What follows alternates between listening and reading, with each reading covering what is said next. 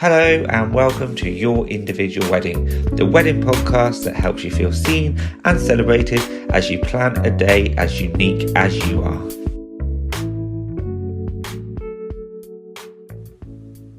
If you're a regular listener to this podcast, you know that we love hearing from couples who are planning something a little bit different when it comes to their wedding. Now, Heidi met the wonderful Betti and Afnan when they were modelling on a styled shoot that she was involved in. She had a chat with them, found out about their story, and thought that they would make fantastic guests for the show. She was absolutely spot on. We loved chatting to this wonderful couple about their spiritual journey, their life that they're creating and building together, and the plans they have for their special day. But in true Heidi fashion, she wanted to find out, first of all, how did they meet? So, Afnan, over to you. So we knew of each other. And we got to know of each other because I was playing a gig in a little vegan cafe, just a little acoustic thing. And Betty's art was behind me. So Betty's an artist as well.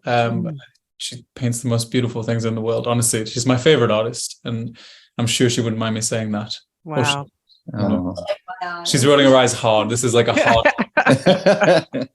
But yeah, so that's how we kind of got to know of each other. And then, we followed each other on Instagram, and I was like, oh, who's this like amazing artist? Like, I really love their work. Genuinely, I was like a fan of her work, but that was it. And we were both in relationships at the time that weren't kind of fully serving our evolution, and were moving in, the people we were with, like us, and then we were moving in different directions. So when we separated from our respective partners at the time, I remember I put out into the universe, I was like, this is the kind of person that I want. Made this huge list and was like very, very specific about everything. The cosmic kitchen. The cosmic kitchen. Oh, I like that.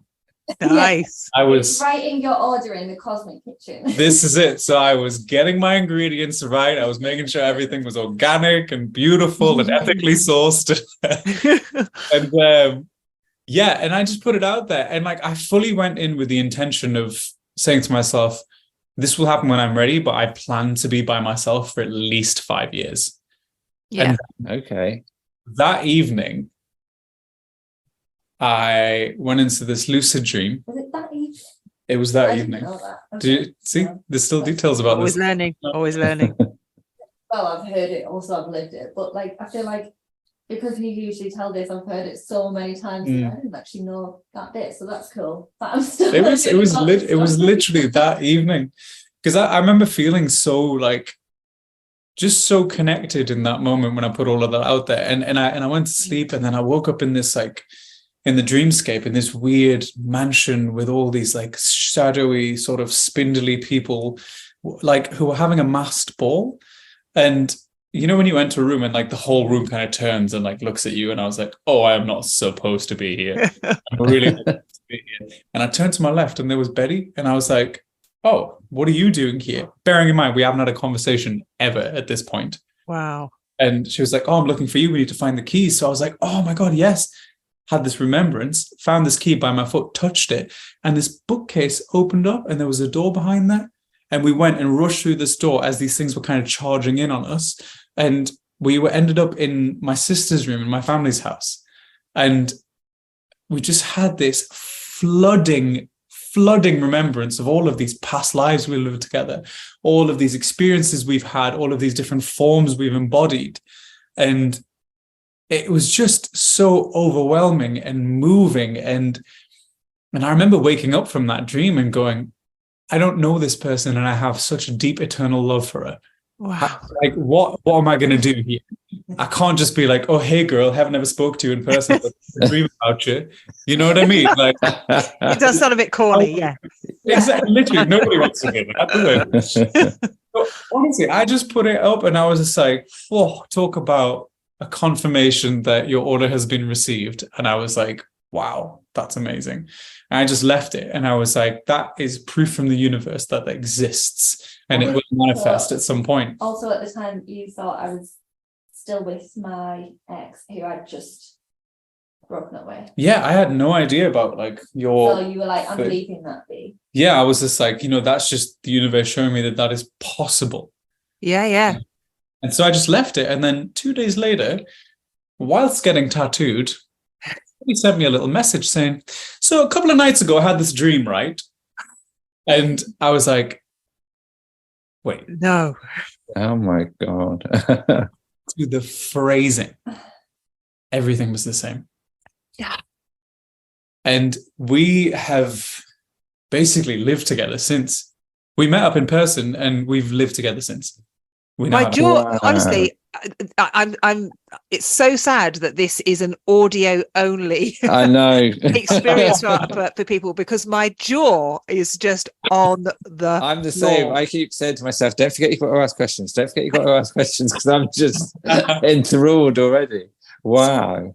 And this gets so much like deeper as well, because the longer that we've been together, the more we've unearthed these kind of. Well, even like, so that was in March of 2020, like just before COVID.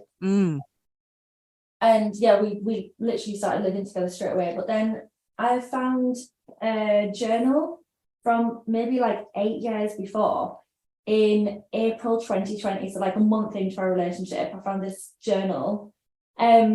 And basically I'd came out of not great relationship at the time, like just a relationship that wasn't serving me. I'd kind of wrote down like, this is exactly what I want. And I'd listed every single thing. I'd been listening to, there wasn't a podcast. I don't think podcasts were even a thing back then. It was like an audiobook, wasn't it? Yeah. A Louise Hay audiobook, and she's all about affirmations and manifesting and healing your life in all these different ways. And she was just saying how super, super, super specific you need to be. And I was like, do you know what? Fine. And I must have written about 4 pages, like double sides, of this person who I just thought would be, exactly what I needed, and vice versa.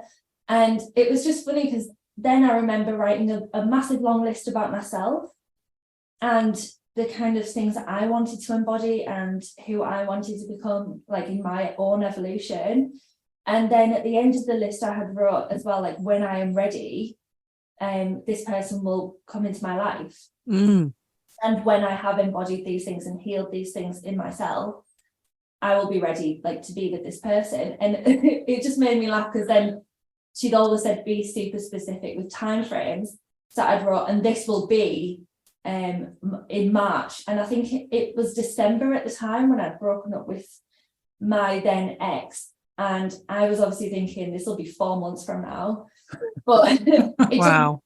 Because then when I reread it in April 2020, all of the things down to a T, like even our favorite TV program, our exact age difference, like literally everything. I think I'd put between like 7 years older, or 6 and 7 years older, and you're 6.5 years yeah. older than me. Wow. Oh my goodness. Oh my goodness. I have to know what the TV program is though. What's the favorite TV program? Adventure Time. I mean, that is specific. honestly, when you see this list, like there's even like, physicality, embodiment, everything down to a T. I was just like, this is just a mirror of me. That's what you described there. Yeah, That's incredible. Yeah, that's incredible. Like, I thought back then, I'm going to be ready in 4 months' time, and the universe was like, no, try like 8 years, 4 months. A lot more to work through. That is just, I'm speechless. That is just absolutely amazing. And I think you definitely win the prize for the most jaw-dropping. It wasn't, we met at a bus stop. Oh my goodness. That's quite something. We've got a question here that says, when did you realise they were the one? And I think we don't need to ask that now. I think we know that. That was pretty instant. Yeah. Skip forward. Absolutely. Honestly, forward in general. Wow. Wow. So take us to where you are now. I hear that you have got a wedding planned. So how did that come about? Was there a specific moment where you proposed to each other? Was it a decision that you came to together? Well, we haven't actually. I mean, we should definitely plan this a lot more, but we haven't planned this at all, really. Okay. We always had this thing where we're like, oh, we'll get married in Bali, right? And then we're going to Bali next year, and so we are going to get married by our head shamans. Okay.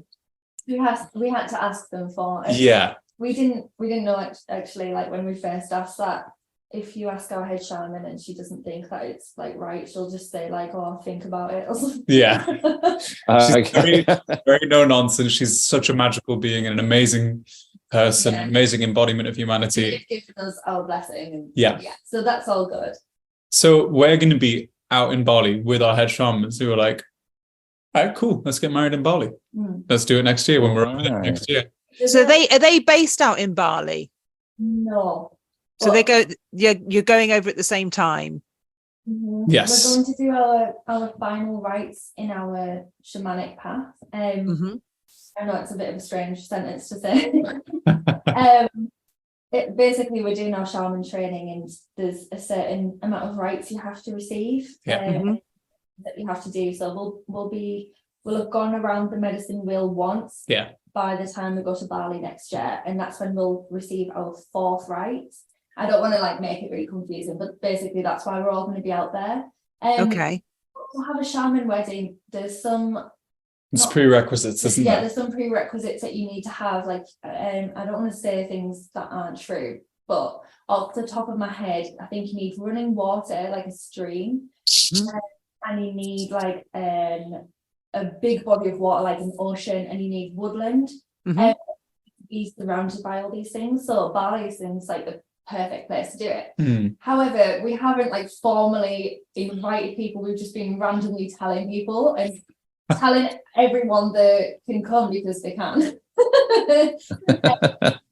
But then we did get you. We was telling your keyboard player in act band. Yes. And he was like, on the tour bus. Yeah. Are you engaged? And I was like, no.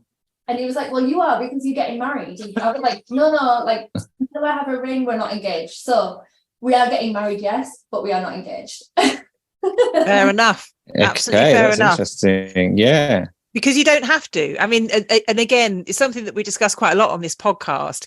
Is there are certain things in this country in law that to be recognised as married in law, you have to do. But I think Ross and I have been constantly amazed throughout the recordings that we've done is how little we assume to be, what you have to do to get married actually exists. There's an awful lot that you sort of think, oh, I always thought that you had to exchange rings, but you don't. That's just that's a token. So yeah, I think we're discovering more and more, aren't we, Ross, that there aren't really that many sort of finite, you have to do this to be legally married. No, absolutely, yeah.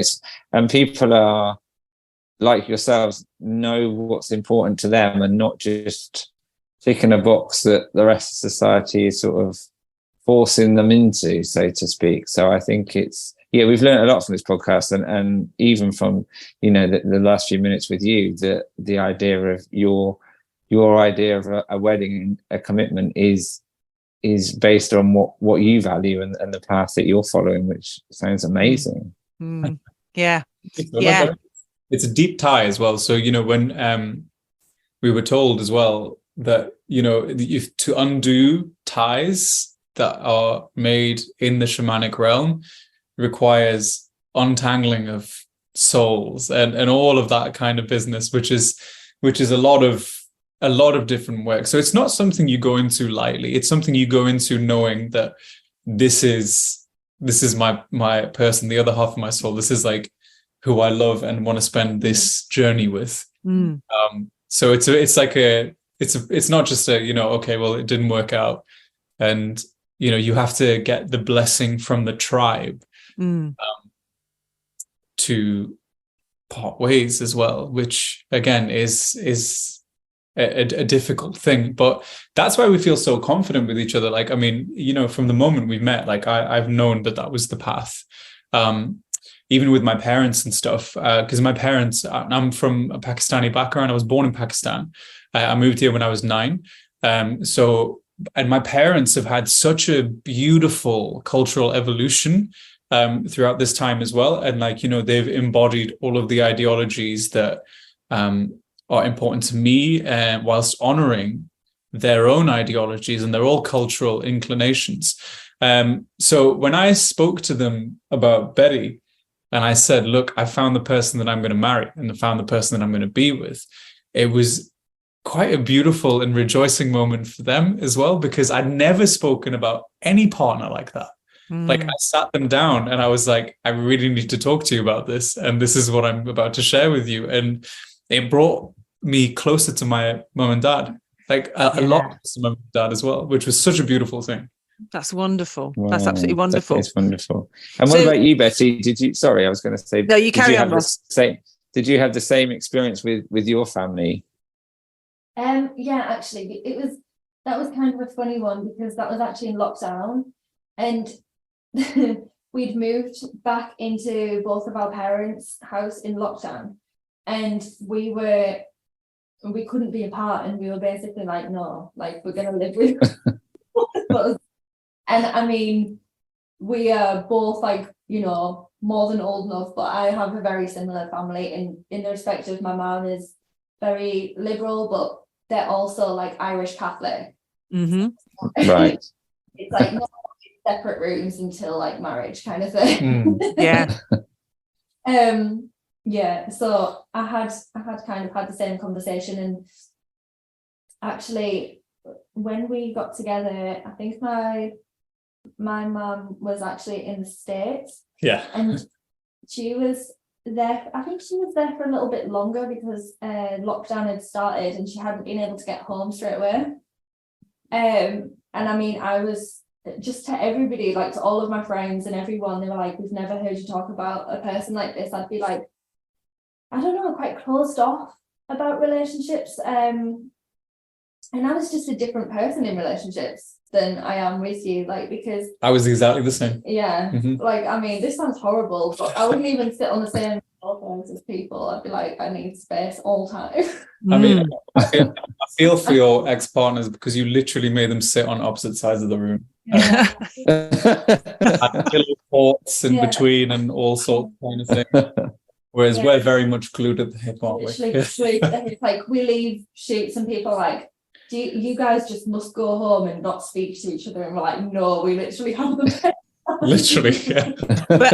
But, so you work together, and you create music together. So it is a very intimate relationship, because you share a living space and you work together. And so your feeling is that that's a good and nurturing thing. You don't sort of run out of things to say to one another, and you don't sort of feel like, you know, I've been with you all day, I need my personal space now. Like, I mean, I would never want to make anybody else's relationship feel like less than, or that it's not right or anything like that, just because that's what works for us. But I do completely think that people work differently with each other, and people are just different energies in themselves, and then, you know, relating to each other, it can be a completely different thing, and it's just whatever is healthy for you. And it's for us, if that ever felt unhealthy, I think we would just have a conversation of like, you know, this is how I'm feeling right now, and it wouldn't be like a space where nothing could change. But definitely, I don't think that's going to change, because we're just the same person.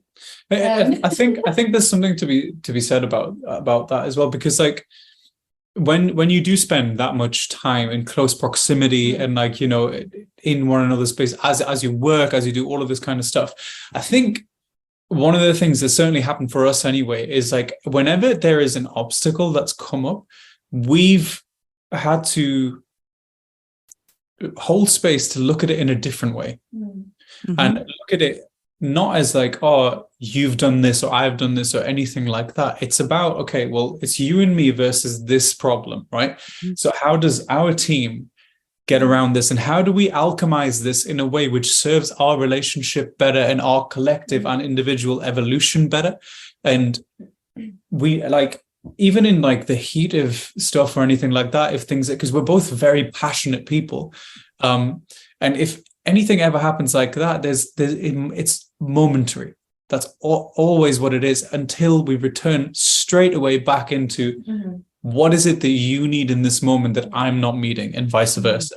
And I feel like that's been so key to us evolving together. And I'm so grateful to find a partner and a person who I can move into that with, who is not going to judge the space, who is going to add to the safe space with me, and then we are just going to grow together. It's such a beautiful thing, honestly. I think the thing is, like, I am quite extroverted, and you're kind of like, I don't know if ambivert is a real thing or not. I'm 50-50. You are definitely 50-50, and you definitely need, like, you know, your time away from people and that kind of space and that kind of thing. But I don't know, I think just with us too, like, it is just that we're fine being around each other 24/7, and it does work because we can hold with each other, kind of thing.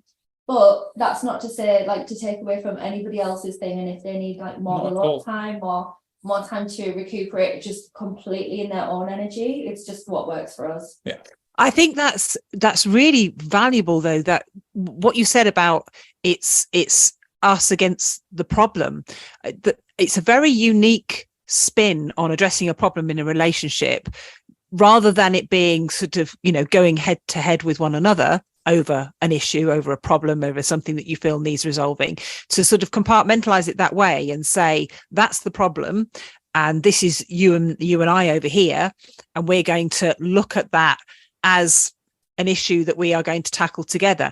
That's I think that's really valuable, and certainly not a way that I've ever thought about tackling a problem in a relationship.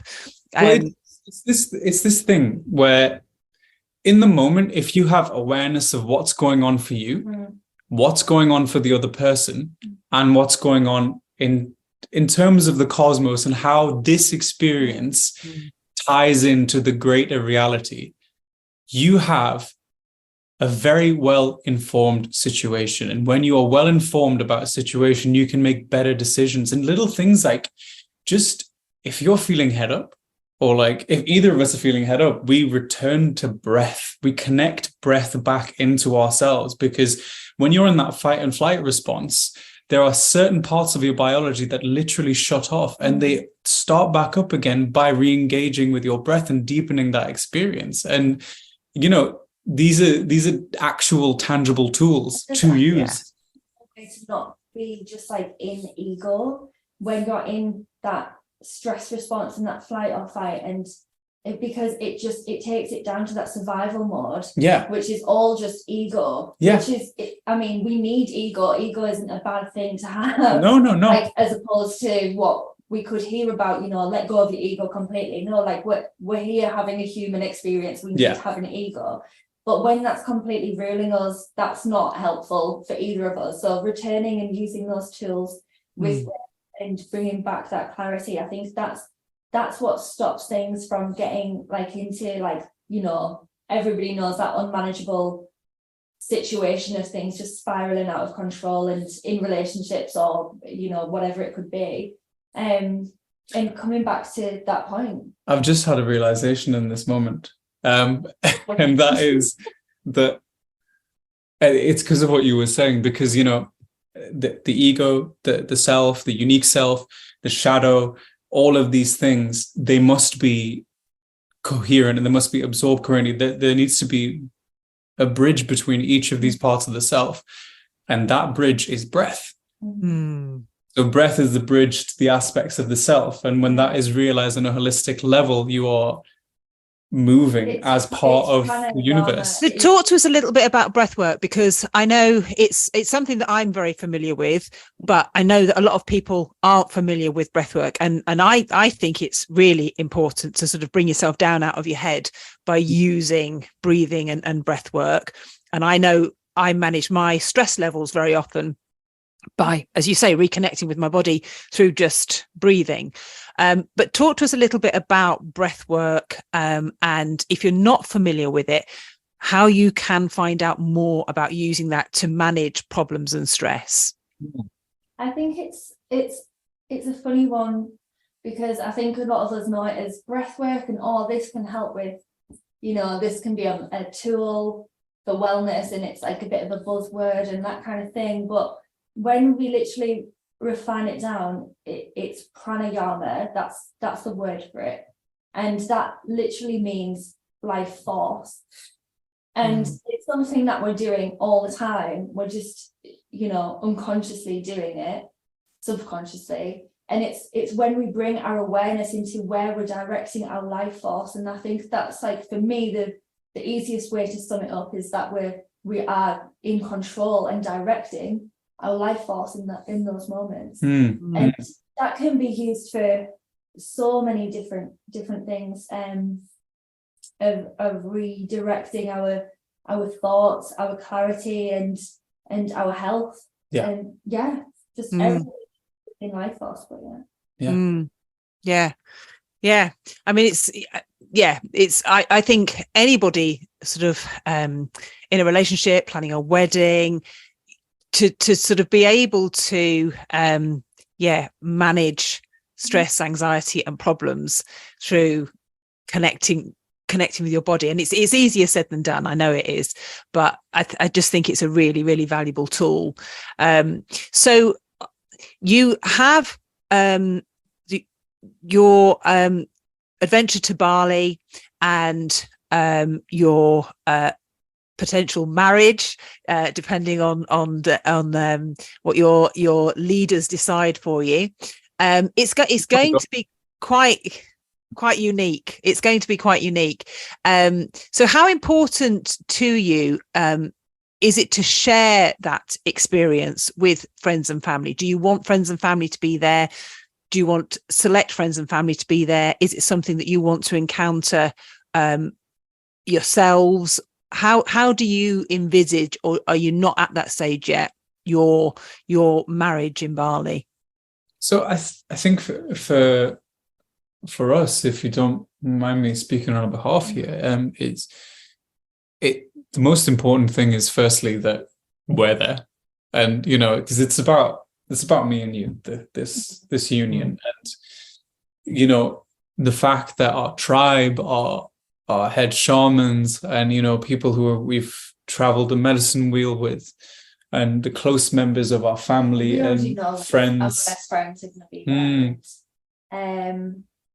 That they're all going to be there. It's going to be. My mum's going to be there, because she actually said to us. I forgot about this. Yeah, she was talking about going to Bali this year, and then one of the head shamans had said to her, "Well, why doesn't she come next year? Because they're going out anyway." And then when she talked to us about that the next day, she said, "Well, I feel like you two are going to get married out there anyway. I need to be there." Little self-invite there. But well, actually, we didn't realize, that you would know that. But yes, we were going to talk to you about that and tell you to come, because we're going to get married.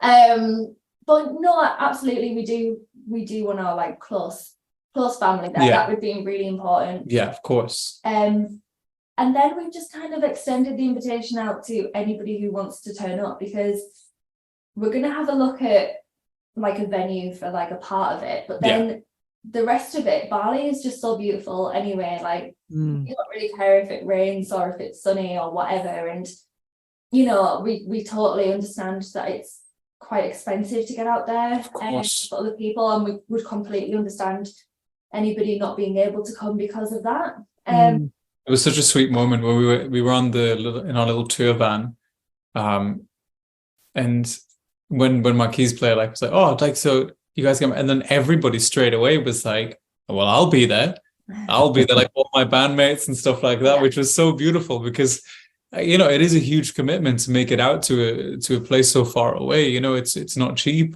by any means, but just to hear that readiness and that oh my god, let's do it, it's such a beautiful thing. And also I feel like we're going to have just a million photographers there. Yeah, who wouldn't want to get out there and photograph that wedding? Yeah, I can imagine. So Afnan, am I right in saying, so you've spoken a little bit about being in a band and about music. Yeah. Did you have a couple of songs featured on Love Island? Is this correct? So yeah, well, we had one of them picked up by Love Island, and it was on, and the other one was in Made in Chelsea. Oh wow! But like most recently, our song Avalanche was on Made in Chelsea on like the finale of the Bali. Funny enough, the Bali. Wow! Meant to be. Well, exactly. And then there's been a few other things. Like the music stuff is going really well, and then I've recently kind of ended up moving into the top line and like dance world as well, and I just did like something very off the cuff. He's like proper dumbing it down. I don't know what's playing it down. It's like I don't know, charting everywhere and stuff, and in the it's doing well. It's been played in some really special places, like by like a group called Adriatic. It was a guy Bog who I did the top line for, and then in fact like it's born out of something that we were creating because we were just jamming and stuff, and Betty came up with this like really cool like response phrase to what I was saying, like in melodically, and I was like, oh cool, then I can like put some words to that and like use that and then that ended up being a part of the track as well, and then that's been played in like at Lollapalooza and like wow. In this like amazing temple in Luxor by Adriatic and stuff, and like it was in Miami like at a huge festival recently and stuff as well, and just so it's doing really well. And then it's opened some doors in that direction in the past as well. Yeah, this is just in the past month or so it's been wow. That's very, very, that's very incredible. Cool. Yeah, that's very cool. Very so cool. Is music going to feature? I'm presuming it is when you get married. I am sure in some way, shape or form there's going to be too many musicians there for it not. Yeah. So are you enjoying the experience, the run up to heading out to Bali? Are you enjoying that experience? Are you not putting any constraints on yourself in terms of the planning? How does it feel as you head towards that point? I mean, we've not really had a chance to. We've talked about some things like a key points that we probably want to have there, but we do want to keep things like super chilled and quite low key, and just have just concentrate on having like a gorgeous time with everybody that's there. I mean, we also run a wellness company together with our two best friends, and we like run retreats and events, and we have fire circles every month, and like yoga on the beach, and just lovely things. And honestly, like in my head, that's kind of what I'm envisioning, is just exactly the same for me. Just that kind of thing, just all our favorite people in one place, lots of nature, lots of fire, lots of. So you don't feel there's the need for the specificity, or if I can't say it, of you put out there to find each other. It's a little bit more of a trust in the process, or being a bit more open to it unfolding as it does. Does that make sense? That's exactly it. I think so. And I think also the fact that we're so lucky to be able to do what we do, and have so many scenarios that we've already lived out, right? We've been married so many times. So gorgeous different like styling options, and I absolutely love all of the venues that we go to, all the kind of different looks that we do, but it also kind of gives us that freedom to just keep things chilled, because I guess for us, even though it is that one day or whatever you want to say, it also at the end of the day, it's like we still get to do that. You know what I mean? Like we still get to live out those other scenarios, which is of course. But yeah, Betty, that's quite interesting, because you guys model together and we met on a styled wedding shoot, and you've done quite a few styled wedding shoots. How many of those styled shoots do you feel, and I'm not being negative about any of the styled shoots that you do, but how many of them do you feel you really connect with, or are there always elements that you connect with? I think we both have very vast personalities and interests, and personally I do think that there are elements in every one of them that we do really connect with and love. And there's been so many times that we've been like, doing a shoot and being like, this element, like, oh my god, we'd love to have that on this shoot, X, Y, Z. But I think all of it is amazing, to be honest. I mean, I don't think I've ever been personally on a shoot where I've been like, oh my god, I would never do this. No, exactly. I'm exactly the same as you on that, because if we approached it from like the perspective that, oh, I'm not going to like this, then you're not meeting the experience on fair terms, and you're going to miss out on something potentially that could be so beneficial and that you could actually love. So every time we go into like one of these experiences where we're, working with, people on a style shoot or anything like that, we always go with an open mind and open hearts, and look forward to meeting the people and, working with whoever's there on whatever their vision is and just living that out. Amazing. It's like a lot of modeling is like acting, and it's kind of like, for me, it's like I love playing that role, but that wouldn't necessarily be what I do, but I love playing that role. Do you know what I mean? So of course, it's still like, I just think they're all really cool, like all the scenarios. But I think what's the most true thing to us is just having something that's like really about connection, and I mean, I don't want to personally be too stressed about everything as well. And I've seen so many elopements where it's just like, wow, like look what they can do with so little, and takes out all the stress. And that's not to say that the big weddings aren't like amazing.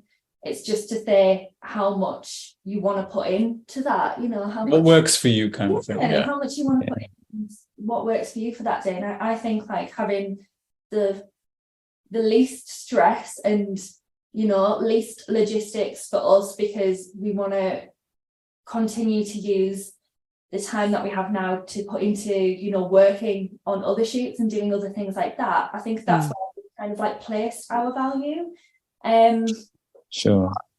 Saying that, there's definitely some logistics that we need to kind of hash out a little bit, but I mean, even those we were going to keep like really chilled, weren't we? We were going to get like some food trucks and things like that, and just let people get whatever they want.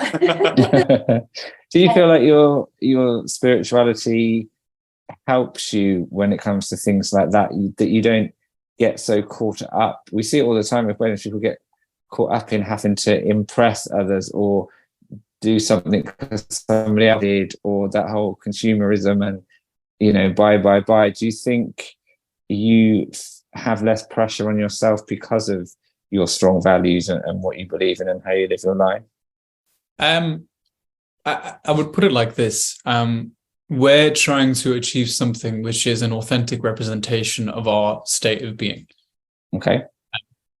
And I totally understand, sometimes people end up putting a lot of pressure on, having this big extravaganza, and there is room for that. There is a space for that. But I think equally, you're very right in what you're saying.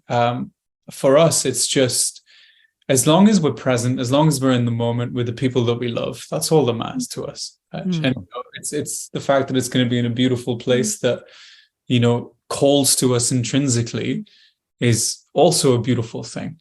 But honestly, if it came down to it, if we were just going around the corner to get married, just me and you, I'd be equally as happy, because I'm with my person, and that's all that matters. Yeah. So are you guys going to be talking to the Cosmic Kitchen in the run up to your wedding? Will you be doing any kind of shopping list, or as Ross says, are you just going to go with the flow, head out there, take some friends and family with you, and just see what happens? We've always got orders in the Cosmic Kitchen. I'm gonna have to sit down and do this. I've got to put in an order. Be specific. Yeah. You know what, actually, in terms of manifesting as well, something again from personal experience that like I've certainly found, and like I know you have as well. If you align your intention and what you're trying to manifest with a specificity, like being super specific, like we're talking about, and B, if you then bring it into existence from a place of joy. So if you're moving from joy, and are you moving with the feeling that having that is going to give you, and see how that will then benefit off the top of your head at least 5 people. Or like more people. If you can then align it with the greater intention of the universe, it makes the manifestation process, in my experience, so fast and so strong. Like, when we were looking for the house and everything as well, because like we wanted to move here to be with, to be able to like expand our roots and like have a base and things like that. And, we're trying to get a place for so long. And this house that we're in now, there was just no chance of us being there before September. And I remember saying to you, I was like, no, we're going to move in on my birthday. Moving on my birthday. And you were like, no, we can't get the keys to September and everything like that. I was like, no. We're moving in on my birthday. 22nd of July, we moved in. My birthday. Wow. Oh, my goodness. Oh, wow. Oh, God. I'm definitely putting in an order. I like the way this works. I do like the way this works.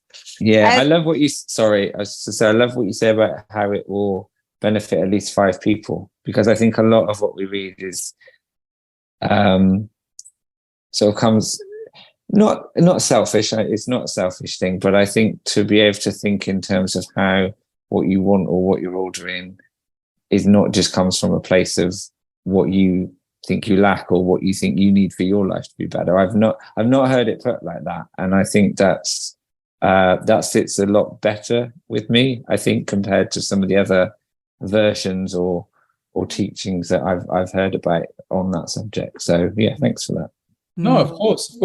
I think it's equally as important to, I mean, it doesn't have to come from a space of like selfishness if you're doing something for yourself as well, though. Like you can still get that.